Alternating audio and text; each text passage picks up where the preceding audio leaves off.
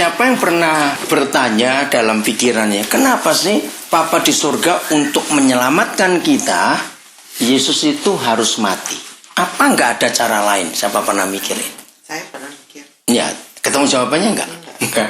Kenapa mikir itu waktu itu? Saya mikir itu, kenapa? Kan dia itu maha kuasa. Betul enggak? Kalau cuma untuk menyelamatkan kita, apa susahnya? Iya. Nah, Kenapa mesti mati? nah itu, kenapa mesti mati? Iya. Ayo, siapa lagi yang pernah mikir? Siapa pernah ketemu jawabannya? Kenapa? Sudah melewati Paskah bertahun-tahun. Sudah melewati Paskah bertahun-tahun, bukan? Enggak, maksudnya belum ngerti. Oh, belum ngerti-ngerti juga. Ya, itulah. Kenapa? Ayo. Karena kuasa gelap mesti dikalahkan. Karena kuasa gelap mesti dikalahkan. Hampir betul. Harus bangkit. Karena harus bangkit, bukan itu tadi. Karena musuh terakhir kita itu kan kematian. Ya toh? Manusia itu kan sombong. Betul nggak? Manusia kan sombong. Wah, sudah kayak apa saja masih ngotot. Aku bisa, aku bisa. Manusia itu tidak mau menunjukkan kelemahannya, kekurangannya. Itu ciri manusia. Tapi, kawan apa? Kematian apa tadi? Yaitu, jadi musuh terakhir kita akan kematian. Iya. Kalau manusia yang sombong sekalipun, punya duit begitu banyak, dokter sini nggak sembuh, bawa ke negara sana. Negara nggak sembuh, bawa ke negara lain. Karena masih punya duit. Tapi begitu sampai di kematian, mau apa? Betul enggak? Musuh terakhirnya itu adalah kematian itu. Maka itu Paulus menulis di 1 Korintus 15. Hai maut, hai kematian, di mana sengatmu? Dan itu musuh yang terakhir dari manusia. Yang harus dikalahkan. Itu sebabnya Tuhan Yesus mau menyatakan diri sebagai manusia. Supaya dia itu bisa tahu rasanya mati seperti apa. Coba salah seorang baca Ibrani 10 ayat yang kelima. Ibrani pasal yang ke-10 ayat yang kelima. Ini alasannya. Ya, salah seorang yang sudah dapat boleh baca Ibrani 10 ayat yang kelima. Mau bahasa Belanda boleh, bahasa Indonesia boleh. Karena itu ketika ia masuk ke dunia, ia berkata, korban dan persembahan tidak engkau kehendaki, tetapi engkau telah menyediakan tubuh bagi. Kenapa Tuhan Papa di surga menyediakan tubuh buat Yesus? Ini tujuannya supaya dia bisa mati. Karena dia itu roh, nggak bisa mati. Tapi begitu dia pakai tubuh manusia, dia bisa mati. Oke, sudah? Tolong bacakan bahasa Belandanya. Ya, yang bawa bahasa Belanda, Ibrani 10 ayat yang kelima. 10 ayat 5. Hebreer. Ya. Tim. Ya, silakan. Daarom heeft Christus, hij in de wereld kwam gezegd, God, u verlangende, geen offers of offergaven, maar u hebt mij dit lichaam gegeven om het als een offer te geven. Ya. Jadi waktu Yesus masuk ke dunia, dia tidak minta apa-apa dan Bapa tidak menyediakan apa-apa, cuma tubuh saja. Supaya dia bisa dikorbankan. Nah, itu bahasa Belanda lebih jelas ada kata itu. Supaya dia jadi korban buat kita. Karena kematian itu musuh yang terakhir dari manusia. Kita lihat Ibrani 2 ayat yang ke-14. Ya, Ibrani pasal 2 ayat yang ke-14. Di situ dijelaskan juga apa yang perlu Yesus kerjakan sehingga dia harus mati. Silakan dibaca dua bahasa Indonesia dan Belanda. Ibrani 2:14. Ayo. Karena anak-anak itu adalah anak-anak dari darah dan daging, maka ia juga menjadi sama dengan mereka. Menjadi sama dengan mereka itu kita manusia, terus Dan mendapat bagian dalam keadaan mereka. mendapat bagian dalam keadaan manusia Supaya oleh kematiannya, ia memusnahkan dia yaitu iblis yang berkuasa atas maut. Katakan amin. Supaya oleh kematiannya Yesus bisa mengalahkan musuh manusia, yaitu maut. Tolong bacakan bahasa Belandanya.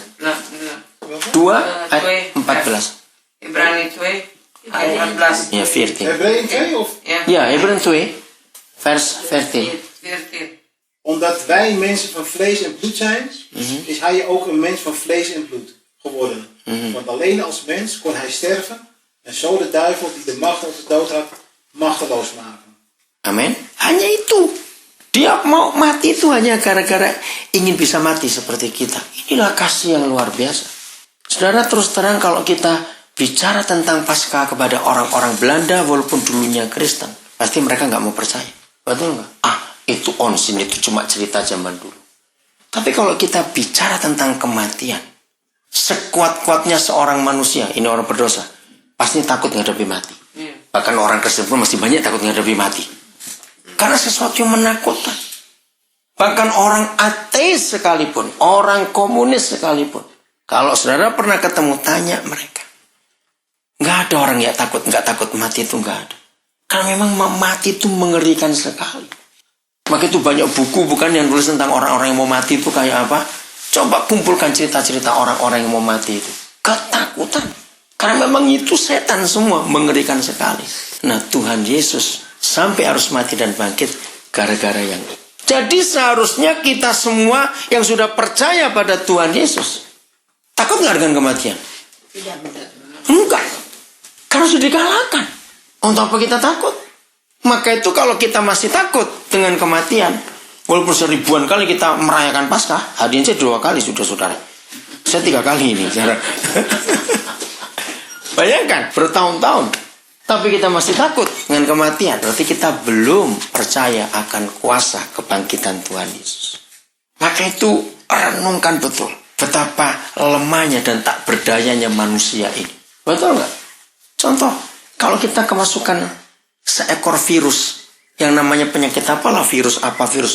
Itu kan mata kita nggak bisa lihat barang virus itu. Tapi begitu dia masuk ke tubuh manusia, wah kita yang segede ini bisa KO itu kena dia. Nggak berdaya. Tapi puji Tuhan, Tuhan Yesus sudah mengalahkan semuanya itu. Waktu dia mati. Jadi bukan berarti Tuhan kalah waktu dia mati. Tidak.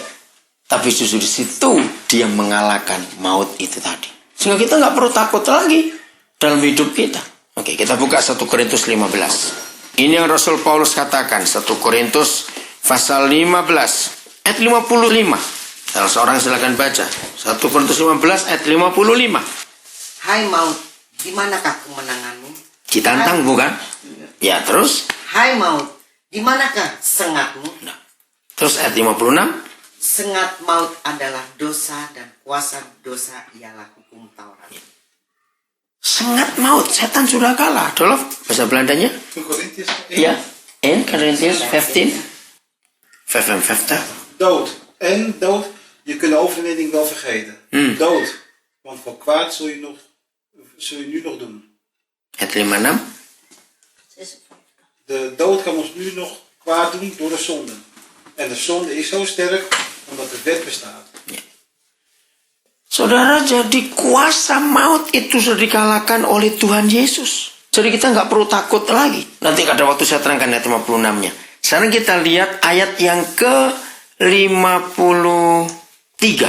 Saya baca begini. Karena yang dapat binasa ini harus mengenakan yang tidak dapat binasa. Dan yang dapat mati ini harus mengenakan yang tidak dapat mati. Ngerti maksudnya? Kita manusia, kita bisa mati, bisa binasa. Nah, untuk tidak bisa mati, maka kita harus pakai sesuatu yang nggak bisa mati. Siapa dia? Yesus. Maka itu dia harus mati dulu.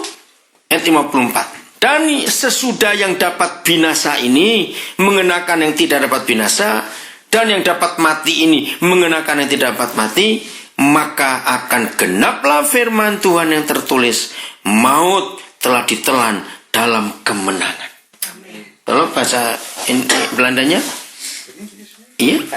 53. 1:53. Ons vergankelijke sterfelijke lichaam zal verwisseld worden voor een onvergankelijke, onsterfelijk lichaam. 54 sekali. Wanneer dat gebeurt, wordt werkelijkheid wat in de boeken staat. De dood is opgeslokt in Gods grote overwinning. Amin. Kok amin gak suka cita semua? Ini lebih dari uang 1 juta euro, saudara. Betul tidak? Kita diberi pakaian yang tidak bisa mati. Kok gak amin lagi? Loh, kok gak suka cita ini kenapa? Kenapa saya gak paham? Betul gak? Ini luar biasa. Yang bisa mati ini, yang bisa bau ini badan ini, saudara. Begitu Yesus bangkit, ini ditelan habis. Tahu gak ditelan? Bahasa Belanda pakai apa ditelan tadi? Ayat yang ke mana itu ya? Iya. De dood is opgeslokt in Gods grote overwinning. Apa itu artinya? Telan. Ditelan ya. Dikalahkan saudara semuanya itu. Jadi gak usah takut menghadapi hidup ini. Maka itu kalau kita ngaku Kristen masih takut. Takut ini, takut itu. Naik pesawat takut, nggak punya uang takut. Baru pilek aja sudah takut. Aduh, semuanya takut. Stres ini. Itu menghina Tuhan Yesus. Betul tidak? Kita merendahkan dia habis-habisan. Dia sudah kalahkan semua. Jadi kalau yang terakhir aja dia kalahkan, berarti yang kecil-kecil sudah semua, bukan duluan. Kan begitu artinya. Semua sudah. Nah, siapa ngerti vaksin? Orang divaksin supaya apa? Supaya tidak sakit. Supaya tidak sakit. Tapi sudah tahu nggak cara kerja vaksin? Vaksin itu apa? Penyakit. Lu kan aneh. Bagaimana untuk sehat malah dimasukin penyakit? Logikanya nggak masuk. Penyakitnya Nah, sudah dilumpuhkan. Vaksin itu penyakit sudah dikalahkan. Karena kalau dalam ilmu kesehatan itu, misalnya penyakit cacar, ya, atau tipes, atau polio, misalnya, itu tiap bentuk penyakit itu ada bentuknya. Misalnya kalau penyakit tifus itu atau cacar itu bentuknya bulat. Nah, untuk mengalahkan virus, maka dimasukkan penyakit cacar yang sama, virusnya bulat. Tapi dia nanti bisa makan penyakit yang sehat itu tadi. Ditelan. Masuk ke dalam ukuran yang sama.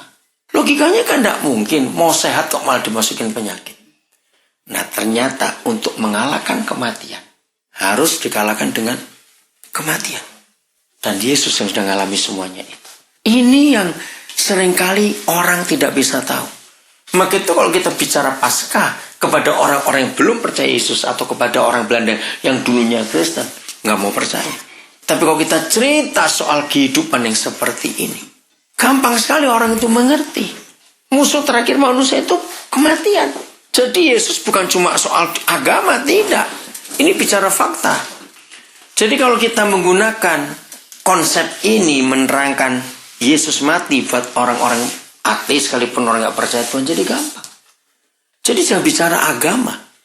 Kalau bicara agama mereka nggak mau. Tapi bicara fakta, kan semua orang takut mati. Berarti harus ada orang yang bisa ngalahkan kematian. Orang yang bisa ngalahkan kematian artinya orang itu pernah mati terus hidup lagi. Nah, siapa di dunia? Cuma Tuhan Yesus. Ini bukan soal agama. Nah, maka orang itu bisa percaya nanti. Karena gampang untuk dimengerti. Nah, contoh lain lagi. Berapa kali kita nyebut anak domba. Yesus anak domba Tuhan. Anak domba disembelih. Terus terang, saudara, kalau kita cuma ngomong begitu saja kepada orang-orang di luar kita, mereka bingung anak domba apaan.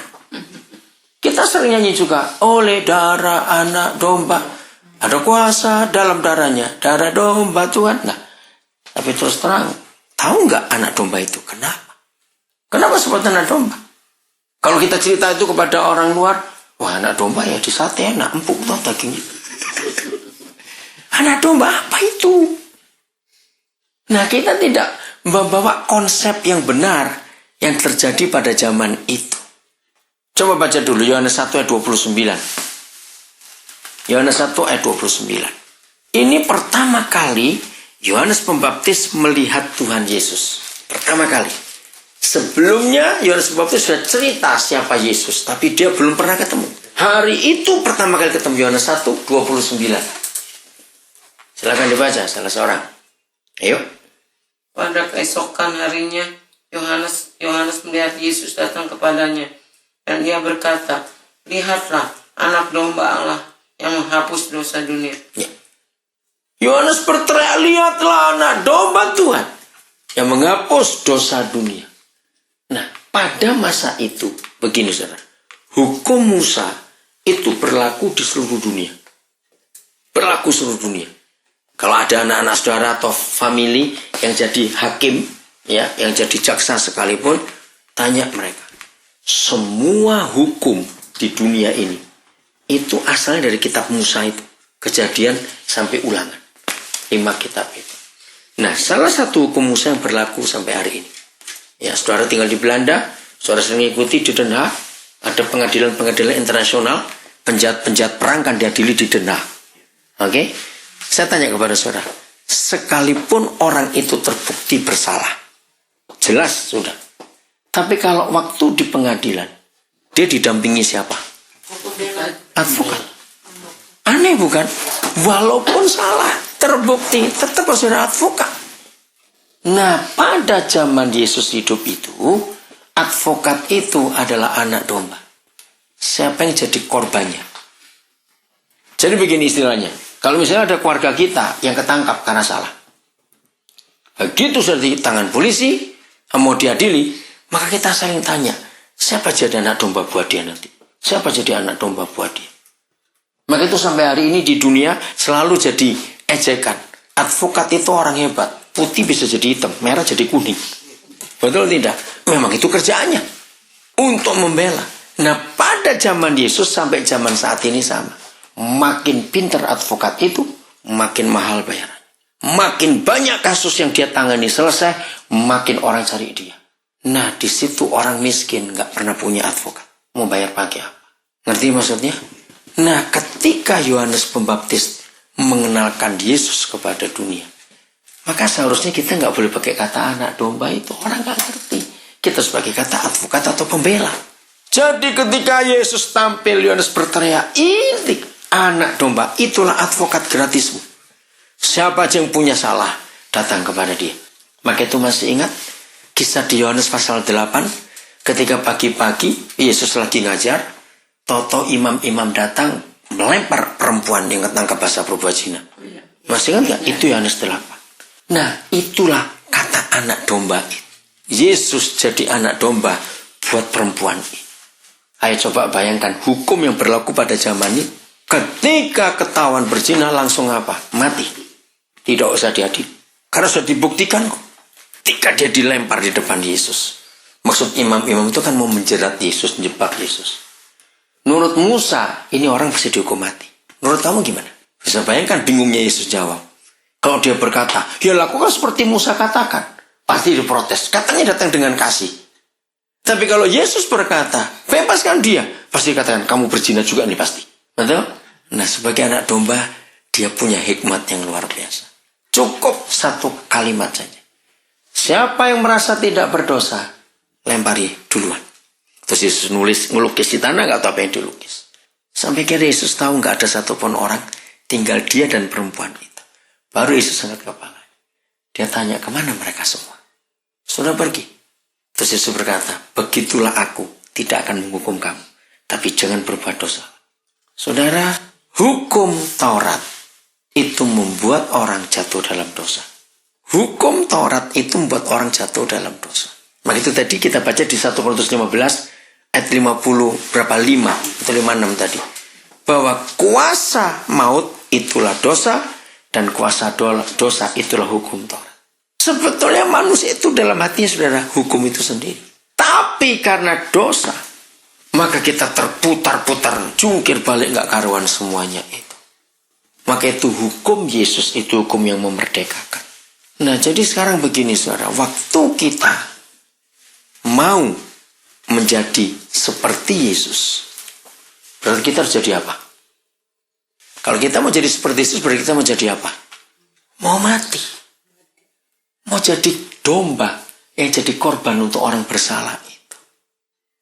Tanggal 10 Februari saya masih ingat itu. Kalau saudara masih punya saudara di Indonesia, minta cari koran Kompas tanggal 10 Februari. Halaman 26 saya masih. Hari itu ada berita di halaman 26. Seorang kakak perempuan umur 19 tahun bunuh adik lakinya umur 11 tahun. Saya baca di koran itu. Nah, terus di koran itu diceritakan gara-gara kaos kaki. Mereka dua tinggal dengan omanya. Kenapa? Karena waktu mereka masih kecil-kecil, papa mamanya cerai. Dan 2 tahun yang lalu mamanya meninggal karena kanker payudara. Jadi tinggal omanya saja, bukan? Nah, diceritakan di situ, memang kakaknya sudah kerja, adiknya ini belum masuk umur 13 tahun. Hari itu kakaknya beli kaos kaki. Diambil oleh adiknya. Nah, ini kakak sudah jengkel berkali-kali, adik itu nakal, wajar bukan? Mereka hidup kayak begitu. Nah, kakak ini nggak sengaja membunuh dalam cerita itu. Maka waktu adiknya tidur, lagi di tempat tidur, kakaknya masuk, dia duduk di atas adiknya, ditutup bantal kepalanya. Bukan untuk membunuh, dia nggak sengaja. Bukan bercanda, dia marah memang, dia ngakui. Ternyata nggak tepas, mungkin hidungnya kena apa begitu, mati. Nah ketika saya baca itu saudara, saya langsung telepon anak saya, yang Roni Talapes itu, yang advokat. Bilang, Ron, papa baca berita ini di koran. Cepat cari, saya sebutkan itu ditangani di kantor polisi mana. Papa akan biayai advokatnya, pengacara kalau anak itu diadili. Dan sampaikan cari neneknya, papa mau ketemu. Saya bilang, sampaikan Ron, kalau nanti selesai hukuman kerja semuanya, biar dia tinggal dengan papa nanti. Ngerti nggak maksud itu? Saya nggak kenal anak itu, tapi baca di koran. Dan itu yang dunia itu ingin bukti. Yesus mati itu untuk apa? Jadi kita nggak cuma ngomong saja. Tadi pagi Bingwi jadi saksi, waktu kami jalan ke dengan Ruby juga, waktu jalan ke Dordrecht, handphone saya Indonesia bunyi. Tulisan Heru LP Tangerang. Jadi penjara di Tangerang. Saya harus terima walaupun roaming karena di penjara. Saya belum pernah kenal anak ini. Anak ini divonis 3 tahun. Karena dia mau bunuh bapaknya. Enggak sampai mati bapaknya. Cuma luka parah, kepalanya bocor. Dan di penjara anak ini. Nah, saya belum pernah ketemu karena saya belum sempat kunjungi dia di Tangerang itu. Tapi saya ketemu ibunya. Dalam suatu kebaktian yang Kristen, ibunya selama saya khotbah dia menangis terus. Hati saya tuh sungguh-sungguh gak tahan lihat ibu ini menangis terus. Saya tanya gembalanya, kenapa dia? Terus dia anaknya ini. Setelah saya kebaktian saya dekati, akhirnya ya ibunya cuma jual kue-kue begitu saja. Saya bilang, ibu, mulai hari ini semua keperluan anak ibu di penjara saya akan tanggung. Maka itu kalau dia itu ada apa-apa pasti telepon saya. Nggak telepon mamanya, karena mamanya nggak punya duit. Nah tadi ini telepon cuma ngasih selamat Paskah saja. Terus saya tanya, kamu dapat remisi berapa bulan? Ya remisi itu pengurangan hukuman. Karena kondisinya dia baik dalam itu. Dia bilang dapat hampir 3 bulan, 2 bulan berapa hari begitu. Bagus. Saudara, suatu hal yang luar biasa kalau kita bisa jadi anak domba buat orang-orang lain. Amin. Jadi nggak cuma ngomong. Kita jadi korban buat mereka. Begitu banyak orang yang bermasalah dalam hidup ini. Kita harus jadi berkat untuk mereka. Untuk apa saja. Sabtu sore. Ya. Bukan Sabtu. Jumat sore. Kami lagi ke Rotterdam. Ya. Terus salah satu anak saya SMS. Bilang, papa saya harus buat apa ini? Dia bilang, saya ketemu teman saya waktu SD. Hah? Waktu kelas berapa? Kelas 5 SD. Terus nggak ketemu lagi. Bagaimana cara kamu ketemu? Tiba-tiba dia masuk ke Facebook saya. Nah, saudara, terus kenapa anak ini? Saya tanya, Pak, anak ini tinggal di jalan. Dari kelas 5 SD itu sampai sekarang saya nggak pernah ketemu. Dan tadi pagi, jadi Kamis malam ya, waktu Belanda, anak itu masuk ke FB saya. Dan anak saya tahu, saya percaya walaupun saya belum ngomong papa akan buat satu untuk anak ini. Maka itu tanpa izin saya, anak ini diminta untuk ketemu. Akhirnya ketemunya, saya bilang nomor 1, kamu ketemu di toko handphone. Saya mau belikan anak ini handphone supaya bisa kontak. Lalu anak saya milihkan 3 handphone, saya bilang cari handphone yang bisa pakai Facebook atau dengarkan musik. Supaya ini bisa kontak Facebook nanti. Dapat sudah. Terus setelah dapat itu, saya kirim uang, saya telepon bendahara saya untuk segera kirim uang ke anak ini. Langsung ambil di toko itu, dibelikan handphone, saya bilang ajak dia makan. Belikan dia baju, luar dalam, saya bilang begitu. Lalu antar ke rumah yang di Jakarta. Nah istri saya ada. Saya bilang pada istri saya, Lus, ada anak namanya Adi. Saya bilang, kita belum pernah ketemu anak ini. Tadi pagi, ternyata baru tadi pagi datangnya. Bukan kemarin Sabtu itu. Karena dia masih membereskan urusannya dengan orang. Nah istri saya yang cerita. Ternyata ini keluarga Islam anak ini. Ya udah. Saudara nanti kalau saudara baca SMS-nya. Wah luar biasa. Nah terus tadi pagi dia pasang Facebook lagi, terus anak saya tuh baca Facebooknya dikirim ke saya. Cuma itu, coba sebentar, mana ini? Saya belum save nomornya karena dia baru punya HP itu saudara. Ruby ntar kamu baca ini. Kamu bacakan. Jam berapa? Jadi ini SMS pertama setelah dia punya HP tadi pagi, tanggal berapa? tanggal 8 April Jam? jam setengah 2. Setengah 2 siang ini jadi malam di sana. Bacakan. Shalom Pak, ini Andi. Papa bagaimana kabarnya? Aku sudah tinggal di Grandville Pak. Nah, terus setelah di SMS ini, saya tanya istri saya, kamu sudah ketemu nggak? Nah, terus saya tanya begini, berdiri bacakan pertanyaan papa tadi. Adi sedang apa? Mama baru saja tengok kalian kok gelap. Ya, jadi istri saya nengok, kok gelap di kamar situ, kemana kamu? Terus? Ada siapa saja sekarang nak di rumah? Ya. Adi sudah makan, papa saya ngadi nanti ketemu kita. Terus baca dia jawab apa itu? Iya Pak, aku baru bangun tidur. Papa kapan pulang ke Indonesia? Aku sayang sama Papa. Belum pernah ketemu, saudara. Bisa langsung akrab seperti itu. Bisa bayangkan. Aneh bukan? Saya nggak lihat anak kayak model apa, saya nggak tahu. Istri saya mau bilang, aduh lihat anaknya kasihan betul. Ya udah biar tinggal di situ dulu. Nanti pas saya pulang saya baru urus. Begitu banyak anak yang perlu, saudara. Terus ini lagi. Tanggal 21 yang lalu, Maretnya, saya di Denpasar. Pada tanggal 20, saya nikahkan anak. Nah, selesai kebaktian tanggal di pergirnya John Paul. Masih ingat ya? Iya. Oke, nah selesai kebaktian, terus ada pengusaha di sana yang saya kenal betul ngajak makan. Saya bilang, aduh jangan. Karena saya rombongan 21 orang. Bayangkan anak-anak saya ikut yang sekolah di Denpasar apa. Enggak apa-apa, mereka bertiga. Jadi kami 24 orang. Dan saya malu juga dong. Enggak, saya kan bayar, enggak apa-apa. Saya bayari makan anak-anakmu semuanya itu. Karena kalau saya pergi itu enggak pernah berdua aja dengan istri. Rame-rame terus, saudara. Nah, waktu kami makan di rumah makan ikan bakar Cianjur, nah salah seorang pelayan, Roh Kudus bicara kepada saya. Akhirnya selama melayani saya bilang, boleh nggak Bapak minta namamu dan nomor teleponmu? Ada apa-apa? Nanti Bapak akan cerita. Roh Kudus bilang sesuatu. Dia orang Sunda, Muslim, saudara. Sudah, akhirnya saya pulang. Ya, di rumah anak kami, kalau sudah masih ingat ada Maxi Parengkuan itu yang dulu kuliah di Perancis. Nah, di situ kami tinggal berenam. Nah, dari 6 orang anak, 7 dengan saya itu, 4 itu tadi ikut makan malam itu. Oke, dan mereka tahu.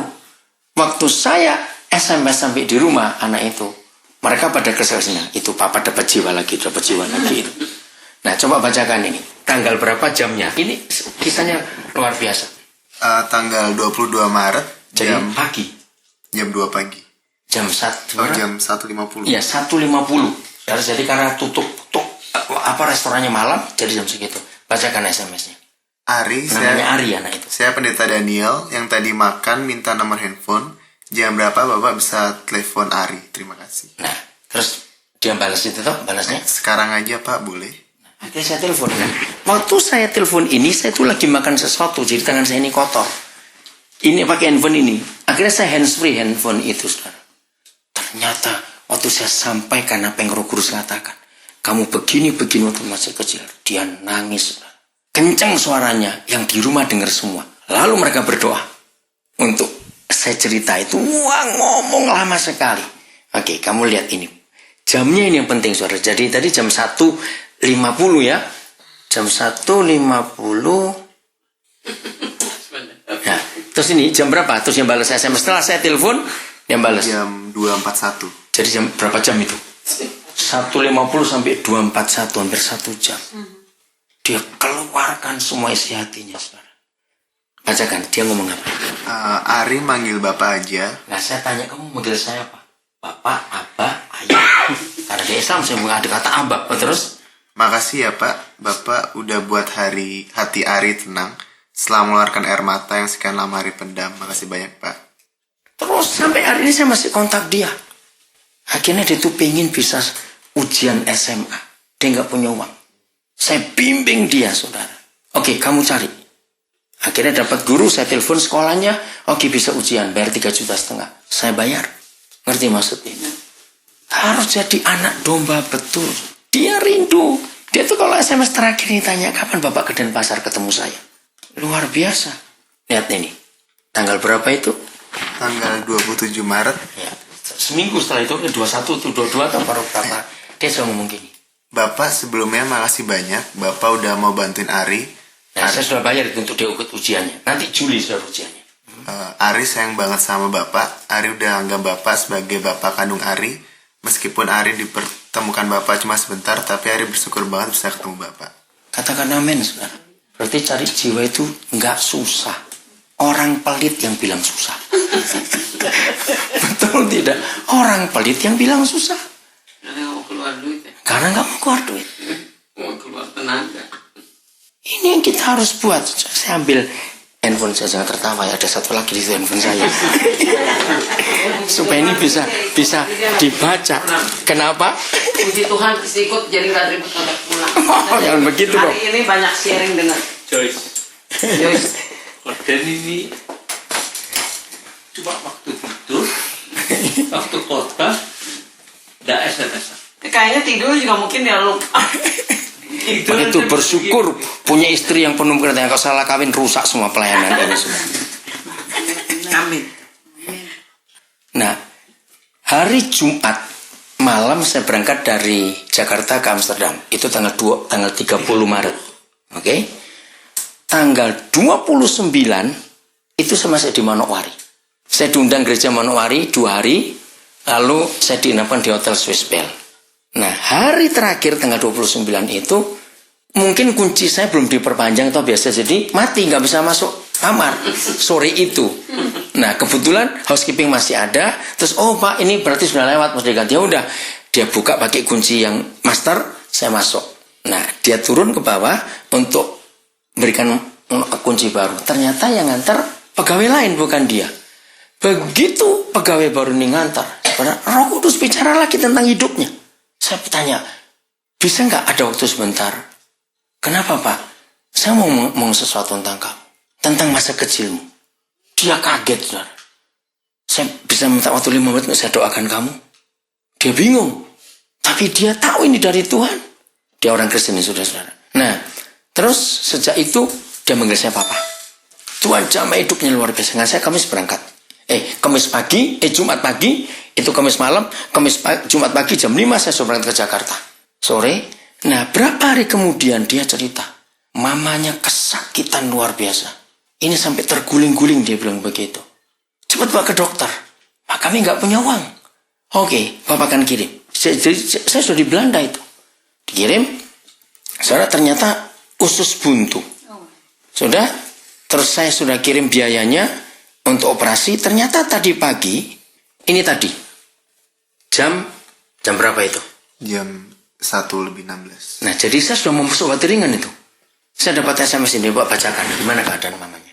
Ususnya ada tersumbat, terus dipotong karena sudah terikat.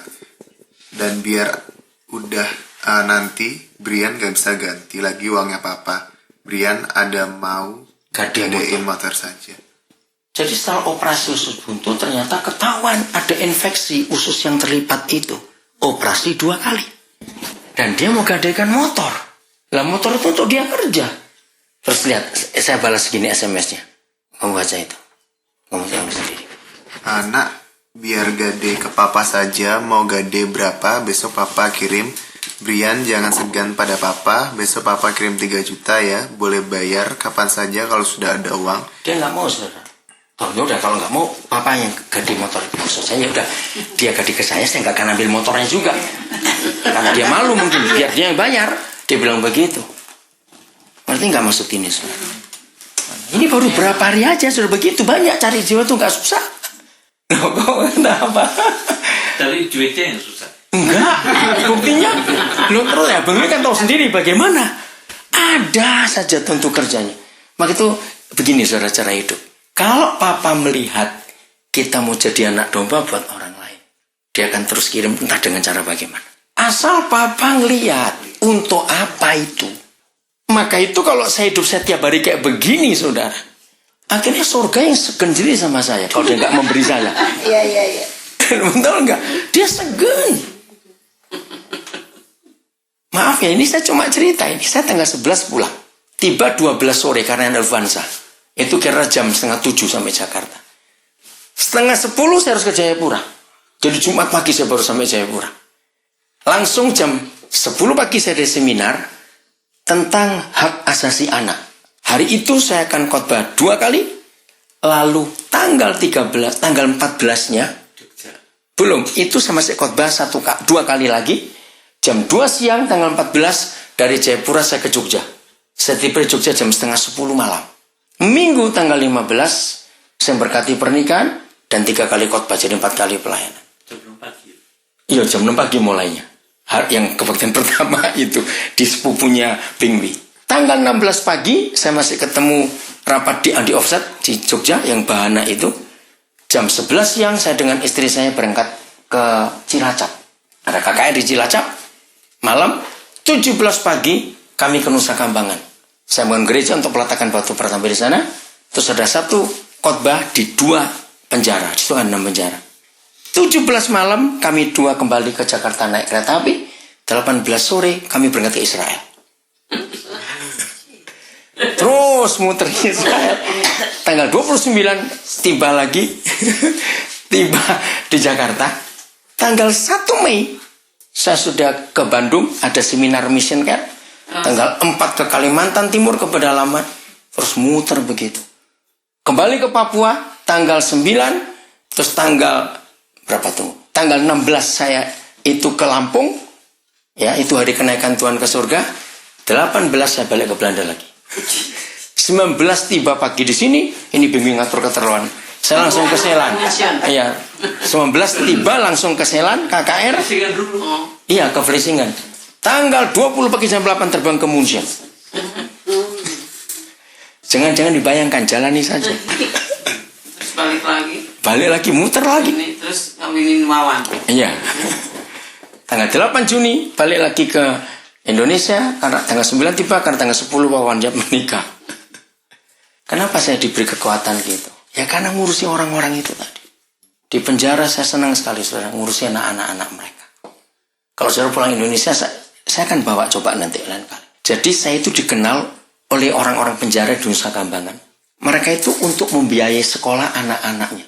Nah itu konsep saya. Saya nggak mau bapaknya di penjara, anaknya nggak sekolah. Saya nggak mau. Nah untuk sekolah kan perlu duit dong. Lo mau kerja bagaimana? Jadi mereka itu buat kerajinan tangan dari kerang. Bagus sudah. Kerang. Ya, jadi mau tempat tisu, mau tempat handphone, mau hiasan dinding, apa saja. Nah, saya ini satu-satunya orang yang beli barang mereka. Tanpa saya pilih. Jadi kalau sudah selesai, nanti kepala penjaranya sipirnya telepon. Sudah selesai Pak Pendeta, oke kirim. Berapa? Saya kirim uang. Mau rusak atau tidak, saya nggak urusan. Maka itu mereka senang sekali. Ini termasuk Islam juga. Karena dengan itu anak-anak mereka bisa sekolah. Nah, ini tadi saya dapat BBM ini baru. Ini oleh pelayan di sana tanya, nanti tanggal 17 itu kamu mengasih hadiah apa ke orang-orang yang Kristen ini yang untuk Paskah mana tadi ini ya? Saya akan peletakan batu pertama di LP Narkotika itu akan dibangun gedung gereja. Hari apa? Ini bacakan ini. Hari apa itu? Hari Sabtu ya, kemarin jam 11. Nah, jam 11 yang bacakan. Baik Koden, apa mau kasih bingkisan Paskah atau tidaknya terserah Koden. Memang baik, tapi kan semua tergantung budgetnya yang ada berapa. Ya. Terus saya balas. Yang baik menurut Jani saja budget Koden cari. Ya, jadi saya belum ada uang. Nanti cari dulu duitnya, pokoknya kamu ngatur berapa. Rupanya orangnya belum percaya juga. Tadi SMS jam berapa tadi hari ini? Jam 6. Jam 18.03 jadi pas baru masuk. Dia tanya lagi. Gimana Koden? Apa mau kasih bingkisan Paskah atau alat mandi? Lalu untuk yang datang, ya, mandi sabun apa mau dikasih untuk mereka. Lalu untuk yang datang saja atau semua napi Kristen Nusa Kambangan kurang lebih 300-an orang. Terus saya jawab lagi, pendek-pendek jawaban saya itu. Bacakan. Siap Yani, tapi uangnya tunggu Koden tiba. Iya, kan belum bisa ngirim di sini masih. Ngerti maksudnya saudara? 300 orang mau kumpul. Mereka perlu ini perlu itu. Oke, belikan saya bilang begitu. Kok nggak ada yang amin? Amin. Saking semangatnya. Udah, jadi kita lagi mikir kita juga. Pokoknya mau saja jadi anak domba itu saudara. Amin. Mau kita jadi berkat buat mereka. Hidup itu akan penuh dengan sukacita. Nggak harus uang. Perhatian saja. Kita beri perhatian pada orang-orang itu. Jadi saya ini nyekolahkan banyak anak-anak yang bapaknya di penjara. Di banyak penjara di Indonesia. Jadi nggak boleh pelit-pelit.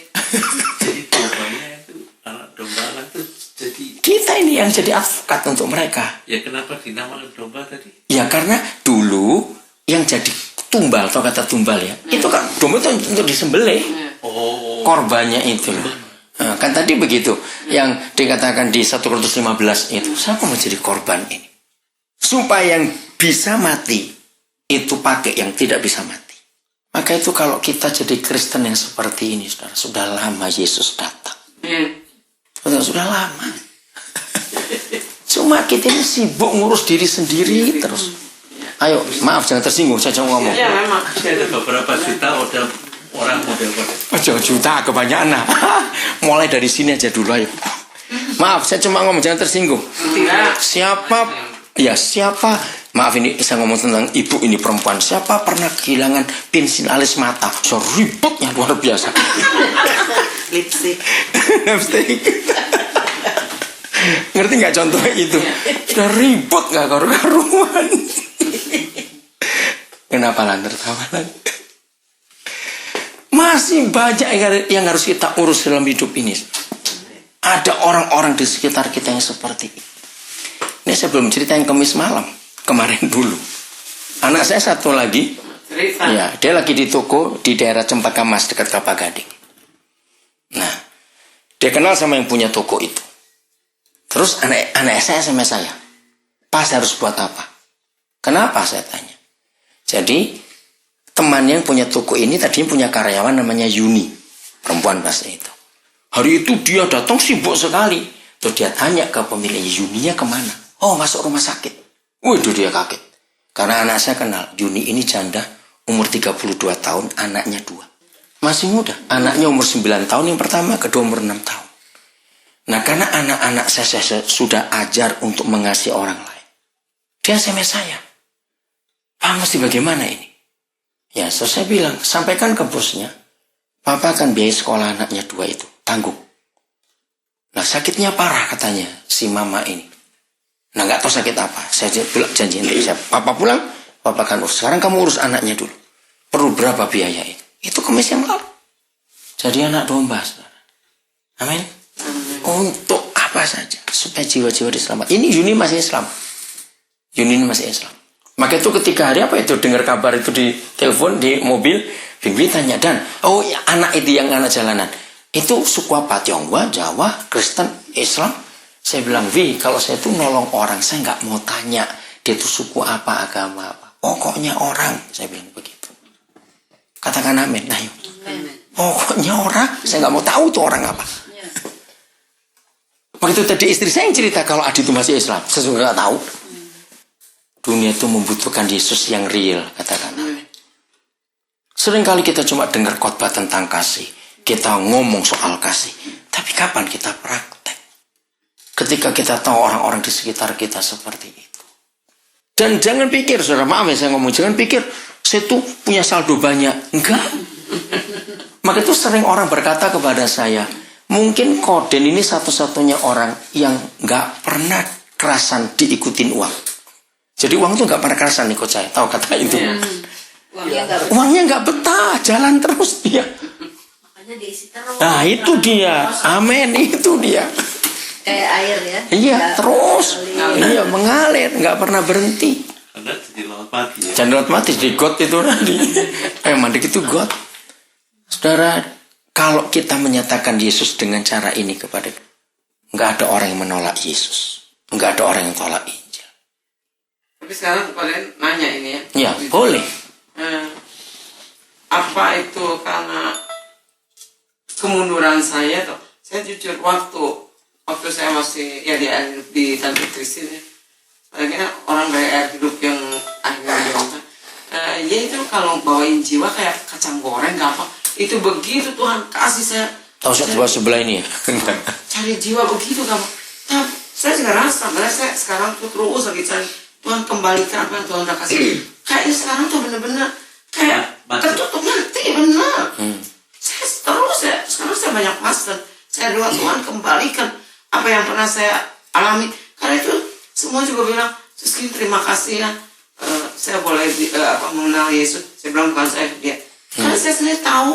Katanya orang bilang, ya mah kayak kacang goreng cari jiwanya. Begitu gampang. Padahal saya terus terang, saya jujur saya nggak bisa baca bahwa firman yang ini cuma kesaksian saya. Nggak perlu khotbah panjang-panjang, nggak perlu. Apa kesalahan saya sampai kayaknya sekarang mati kok deh. Kayaknya mau cari, ya saya suka saksi sih. Cari jiwa tuh kayak. Hari ini Tuhan pulihkan lagi. Amin. Amin. Mau tanya apa? Tadi mau tanya katanya. Ini kalau Kodan ketemu orang yang mau ditolong ya, Iya. itu kayak ada detektornya ya. Iya, betul. Betul sekali itu. Rasa kok rasa. Bagaimana caranya kita mendapatkan detektor itu? Oke. Cuma ada satu cara. Maaf ya, jangan marah. Kalau Tuhan tahu kita tidak pelit, detektor itu akan bunyi. Karena kalau Tuhan tahu kita pelit, dibunyikan pun kita pura-pura nggak tahu. Iya toh, amin. Cuma itu aja, nggak usah ada apa, nggak usah macam-macam. Saya diajar Roh Kudus untuk pegang berkat itu nggak digenggam, tapi dibuka begini. Kalau digenggam nggak keluar-keluar dong. Dibuka. Supaya kalau waktu-waktu Tuhan perlu, ngambilnya gampang. Itu Tuhan. Pernah kebobolan apa enggak? Oh ya pernah, tapi nggak ada artinya. Maaf ya, kenapa? Ini prinsip kode. Kalau orang bertanya, loh, apa kamu itu nggak pernah takut ditipu orang itu? Saya punya dua alasan. Satu, dia nggak nipu saya, dia nipu Tuhan. Itu bukan uang saya. Saya nggak pernah rugi. Justru dia akan rugi. Yang kedua, saya pakai cara ini. Saya tanya balik ke orang itu, maaf. Selama kamu hidup, kamu pernah nipu Tuhan nggak? Pasti jawabnya, gitu. Artinya apa, gitu. Pernah. Ya sudah. Kalau kamu pernah nipu Tuhan, kenapa takut ditipu orang? Impas toh. Jadi nggak pernah takut. Tapi kecil sekali. Kok dibandingkan segitu banyak orang yang sudah ditolong. Kecil. Itu pun harus diampuni. Oh iya, tetap harus ngampuni. 2 minggu yang lalu, ya saya ditelepon orang. Dari Magetan, saudara. Ada suami istri, punya anak 2 masih kecil-kecil. Mereka bangkrut, utangnya nggak karuan. Nggak bisa telepon saya. Ya bawakan nabire. Hari Kamis yang lalu, Kamis kemarin ini, mereka baru tiba di Nabire. Saya belum kenal. Lalu saya tanya Edo, tinggal di mana mereka dan kerja apa? Maka itu Tuhan berkati kami bisa beli rumah cukup banyak. Ya, Edo bilang, kau dia masuk lupa ya, tinggal di rumah baru dibeli itu. Oh ya, terus kerjanya di mana? Di perusahaan spon, busa itu. Jawab. Iya, kenapa? Loh, enggak. Ada seorang saudari dari Iya. gereja yang lagi kesulitan sebenarnya. Nggak ada orang yang tahu kesulitannya apa. Tapi kesulitannya finansial. Beberapa orang gereja itu dirugikan oleh salah satu saudari ini. Nah, saya juga dengar aja. Saya nggak termasuk orang yang dirugikan. Tapi namanya kita orang gereja. Bagaimana supaya saudari ini itu bisa diampuni oleh orang-orang gereja yang dirugikan? Iya. Cari yang dirugikan itu yang mau mengampuni. Jangan diajak semuanya. Pasti belum tentu mau. Nah, setelah orang-orang ini yang dirugikan mau mengampuni, ajak datang untuk memberkati. Jangan ngutuki. Lalu cara yang kedua, didik orang ini. Kalau kamu terus begini hidupmu, orang gak akan suka kamu. Tolong dia carikan sebabnya. Kenapa dia kurang terus. Lalu suka ngutang atau merugikan orang lain. Nggak ada orang yang tahu. Orang cuman Kristen, nebak maksudnya. Maka itu yang dekat dengan dia harus. nggak ada orang yang dekat. Ya, siapa yang mulai dari sini harus ada yang dekatin. Harus ada yang dekatin. Ada beberapa orang yang mau mendekati. Nah, orang itu harus menuntun orang ini. Coba bacakan 2 ayat. 1 Yohanes pasal 20 ayat 23. Ya, ini yang pertama. Yohanes 20 ayat 23. Bukan 1 Yohanes. Yohanes 20 ayat 23. Ya, tolong dibaca. Jikalau kamu mengampuni dosa orang, dosanya diampuni. Itulah kuasa gereja. Tapi kalau yang kedua ini bahaya. Dan jikalau kamu menyatakan dosa orang tetap ada, dosanya tetap ada. Ayo jujur. Dari 2 macam kuasa yang Yesus beri kepada kita, seringkali kita pakai kuasa yang nomor berapa? Nah, itu dia. Jahat nggak kita? Maka itu jangan pernah ngomongin orang. Karena kalau kita ngomongin orang berarti kita menyatakan dosanya tetap ada. Mungkin dia dulu salah. Atau mungkin kemarin sudah bertobat. Kan kita tidak tahu. Nah, kalau orang itu salah dari tahun lalu sampai kemarin dia bertobat.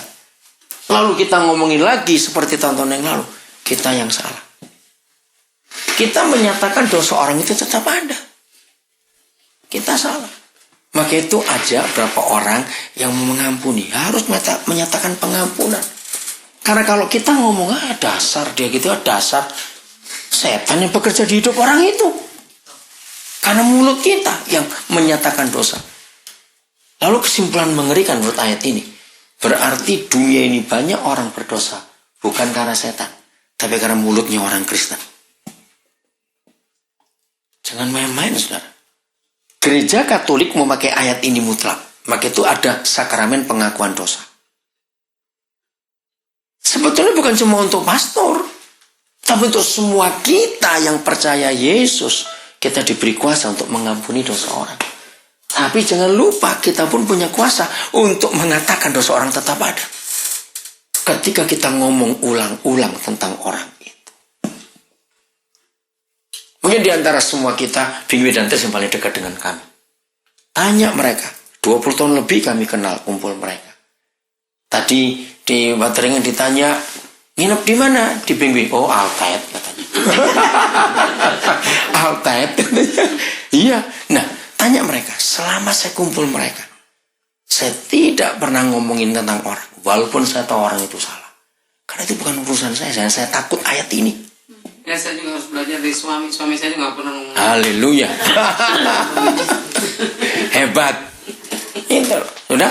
Ayat 2. Ayat yang kedua. Galatia 6 ayat 1. Galatia 6 ayat 1. Ini ayat utamamu. Sudah 20. Silakan dibaca Galatia 6 ayat 1. Si anak saya. Ayo. Datang. 6 ayat 1. Ya, Sasamorin. Saudara-saudara, kalaupun seorang kedapatan melakukan suatu pelanggaran, maka kamu yang rohani harus memimpin orang itu ke jalan yang benar dalam roh lemah lembut. Jangan roh kemarahan, jangan roh jengkel aku. Awas itu, terus. Sambil menjaga dirimu sendiri, supaya kamu juga jangan kena pencobaan. Ya, katakan amin. Terus ayat 2 lanjutkan. Bagus sekali ayat 2. Terus ayat 2. Bertolong-tolonganlah menanggung bebanmu. Ya. Demikianlah kamu memenuhi hukum Kristus. Katakan amin. Jadi kalau kita tahu ada yang salah di antara kita, maka kita yang rohani bimbing orang itu, tuntun orang itu. Dengan roh yang lemah lembut, bukan dengan kemarahan. Tapi sambil jaga diri kita, jangan ikut salah juga. Jelas sekarang urusan kita harus. Ada lagi? Apa? Boy. Ya. Kalau orang itu sudah dibimbing, udah dengan lemah lembut, tapi dia tidak open lagi Ya, enggak terbuka ya. Terus dengan keadaan yang ini saya sambung dengan yang tadi itu.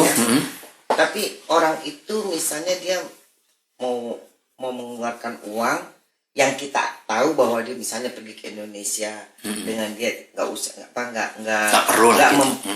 nggak menyelesaikan dengan yang lain dan dengan kata-kata atau bagaimana. Saya rasa susah juga tuh kalau dia nggak open. Ya. Lani jelasinnya lain, salah. Gimana? Boleh. Dia yang saya dengar, tapi saya dengar kalau dia di fait accompli sama beberapa orang yang dirugikan. Ya, nah dia mengatakan kepada orang yang dirugikan, kalau saya sudah ada uang untuk beli tiket ke Indonesia, karena dia sudah lihat keluarga kakaknya sama anaknya dan cucunya sudah berapa tahun enggak. Nah, orang yang dirugikan mengatakan kamu nggak orang sendiri, kamu bukan orang satu-satunya yang sudah lama nggak lihat keluarga. Ya, kenapa nggak diselesaikan bayar dulu, bayar utangnya dulu baru beli tiket. Kalau dia bayar utang, dia nggak lihat kakaknya yang udah mau meninggal, yang sakit keras. Jadi serba salah. Jadi saya cuma dengar keluhannya saja saat itu. Jadi saya cuma berdoa, apa yang saya harus bilang untuk menggerakkan hatinya, untuk menyelesaikan persoalannya dulu. Kalau saya bilang, kalau saya pribadi, saya selesaikan persoalan saya dulu, baru yang lain. Baru yang lain. Jadi jangan yang enaknya dulu, baru yang ininya dulu. Itu saya mau coba untuk menjelaskan dia dengan kata-kata yang datang dari Tuhan sebenarnya. Tapi belum sempat saya ngomong. Oh, ya udah. Mesti doa supaya ada kesempatan. Ya. Oke, tapi caranya begini, gampang sekali. Maaf saya ngomong. Berapa sih jumlahnya anggota gereja GUK itu? Kan enggak sampai ribuan. Nah, kenapa saya katakan ini? Berarti semua orang sudah tahu siapa dia. Iya. Ya toh? Ya sudah. Itu hukumannya buat dia. Kalau dia nggak mau dibimbing. Akhirnya nggak ada orang mau nolong dia lagi dong. Yang saya tahu semua. Ada. Ya sudah. Tapi yang saya dengar ya, Koren, di dalam satu wadah ya, ada satu persoalan yang cukup stuck ya, ya. Kalau saya bilang, dia bukan minjem tapi dia merampok ya. Ya. Maksud saya, Tapi kan sudah nggak ada yang mau lagi toh, orang saya tahu semua. nggak mau, oke, sampai pendetanya sendiri juga kena gitu loh. Ya, makanya kan sudah nggak ada yang mau toh. Jadi maksud saya, apakah kalau di dalam satu wadah itu seorang gembala kok nggak membimbing dia gitu maksudnya? Apakah seharusnya harus gembala itu membimbing dia? Iya, kalau toh harus gembala ya semua. Kita kan gembala juga, makanya itu jadi anak domba tadi. Balik lagi ya. Iya, balik ke kita lagi. Jangan harapkan gembalanya. Kita jelas ya. Kita Iya. juga bertanggung jawab. Iya, bertanggung jawab. Tapi hukuman sudah dia terima loh. Sekarang Pak orang sudah tahu semua siapa dia kok. Nggak mungkin ada yang mau minjemin lagi. Kalau saya ada mau minjem, ya gobloknya orang itu dong. Iya. Ya kalau Iya. saya caranya lain. Kalau Gimana? saya bukan yang membimbing dia gimana, saya suruh dia kerja, dia dapat uang, saya bilang uang ini saya nggak kasih kamu, Iya. saya kasih orang itu ya, yang ini 20. Bagus, yang sudah kerjakan itu. nggak boleh sama dia. Dia nggak mau. Oh, nggak mau. Ya gue mau beli bel tekun. Sama kayak ini. Jadi saya susah gitu. Ya udah, pokoknya hukuman sudah dia terima. Nggak ada orang mau nolong dia lagi ya sudah. Tapi sekarang makanya aku mau tanya ya, ini pribadi. Kalau dalam hal ini dia salah ya, tapi sebenarnya terus terang ya, yang kalau bisa dulu makin di lehernya dicekek sama dia loh. Bener, itu dia benci sama dia karena ada persoalan pribadi ya sama dia. Tapi pada saat kalau saya melihat dia benci terus, percuma tahu terus. Iya dong, nggak bisa dengar doanya, betul. Kita cuma bilang Tuhan, aja untuk saya bisa melupakan semua hal yang secara pribadi, supaya saya jadi berkah. Kalau enggak saya bilang saya akan keluar dari doa syafaat. Karena saya nggak mau. Percuma ada doa tapi ngelihat orang itu udah benci. Iya, tapi begitu luar biasa Roh Kudus ya. Amin, Mungkin mengubah bisa, ya. Tuhan bisa ngampuni. Bukan itu aja pada itu kita punya beban. Mungkin orang-orang pikir lu gila. Orang kayak gitu loh, mungkin beliin beras. Mungkin terus terang, jujur ya, sama dia. Kita cuma berdua. Atau mungkin orang suka bilang, lu gila. Orang udah kayak gitu, jahatnya terus. Tapi Roh Kudus sukanya begitu. Bisa nyadar, mengasihi jiwanya. Kadang-kadang, udah lama nih gak beliin buat dia. Kadang-kadang dia, gua yang beli. Kadang-kadang beliin beras. Sampai lagi kapan, dia bilang. Karena dia vakansi, dia duduk sama vakansi, dia juga udah lama ngasih. Juga duduk sama cucu, sama. Jadi dia lupa. Dia sampai bilang di rumah ada bami. Dia minta bami dah 3 pak. Itu kita sampai nangis kok deh. Karena Dia punya anak? dia Indonesia. Oh, di Indonesia. Karena nggak punya laki. Karena bagaimanapun, ngebayangin gini. Kalau itu ada di diri Kin salah nih kayak dia ya. Terus sampai nggak ada makanan gitu. Kayaknya minta ke orang, aduh rasanya kayak apa ya? Aduh sakit gitu. Jadi waktu dia bilang, oh ada. Nanti Ika bawain. Terus lagi hari apa ke Oriental beli beras. Tapi Tuhan gitu, baik Tuhan tidak pernah berutang. Kita cuma bilang, ini jangan Ika beli beras. Ika tahu, Ika beli dengan hati yang sungguh-sungguh mengasihi dia. Begitu Ika beli beras, datang ke rumah yang telepon. Ika cuma ngasih ke dia berapa euro. Yang bestel, katanya sampai kecapean. Kita bilang Tuhan kok gitu baik. Cuma di satu hal, kita nggak pernah mau kasih duit, dia juga enggak. Cuma kita kasih aja makanan buat dia hidup gitu. Itu salah nggak kalau dia Enggak. Kalau Roh Kudus gerakkan enggak. Enggak. Iya. Tapi kan dia mau ditolong. Iya. Disanirin melalui peminta. Tapi kan dia nggak mau. Iya. Kalau dia ditolong waktu itu ditolong, Semua beres. disanirin semua beres. Jadi nggak mau. Nah, itu hukuman dia sudah biarin Cuma aja. maksudnya yang kitanya kalau Kir ngasih makanan itu enggak salah. Kalau kayak nama dia. Terus aja Tante Kim kirim makanan. Maksud saya tadi tanya itu apakah ada orang-orang gereja ada hak untuk membenci dia? Oh, enggak boleh dong. Kalau membenci tidak. Itu yang kita mau. Tuhan Yesus selalu ngampuni kok. Makanya itu jadi kita baca ayat itu tadi. Tetap harus kita tolong orang itu dengan roh yang lemah lembut. Ada kesempatan ngomong kita mau. Apalagi membenci, oh jangan. Ada Oh iya. yang membenci dia. Ada banyak orang Kristen nggak mau taat juga ada. Oke. Ada yang lain lagi? Siap menyatakan Yesus? Iya. Kalau dia bilang kan kalau nggak salah lupa hukum Taurat kan adalah salah atau itu maksudnya apa? Iya. Oke, kita kembali lagi ke ayat itu ya.